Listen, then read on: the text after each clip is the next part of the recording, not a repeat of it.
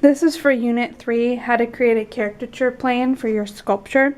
So the first thing that you're going to do is you're going to go to the internet, and you guys are going to search anything and everything that you can think of as far as people that you're interested in, whether it be past, present, future, realistic, imagined, characters, or musicians, or people from history. Really try and think outside the box.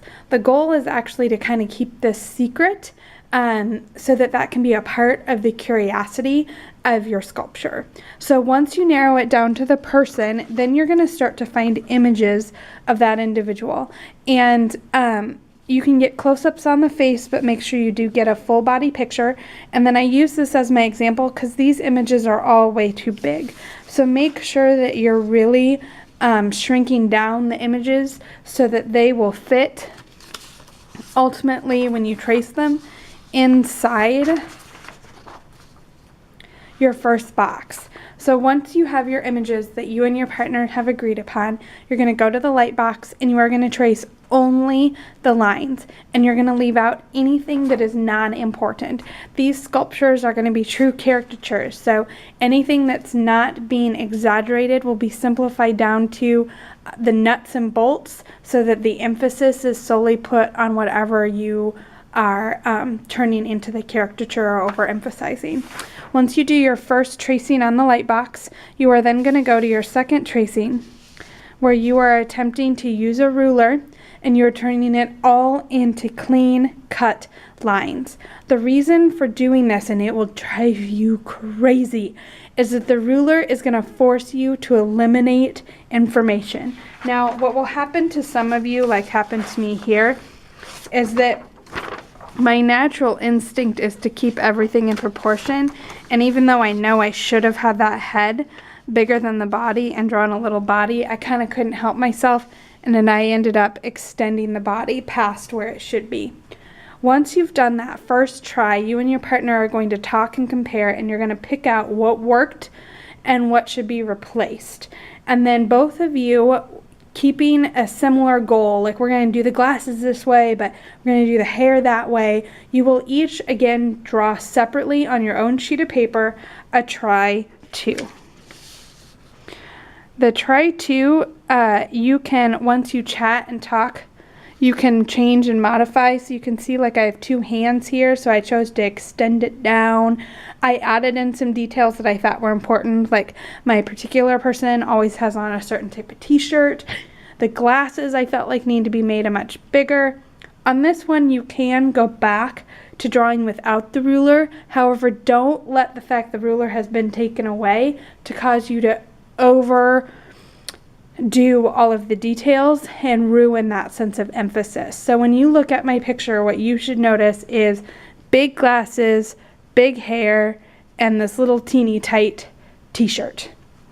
Once you have done that, you're going to go to the light box and you are going to trace the best draw of everyone. Pick the best one, or sometimes you have to do one more, but you are going to trace it so you end up with the same idea onto a sheet of tag board, okay, and just the lines.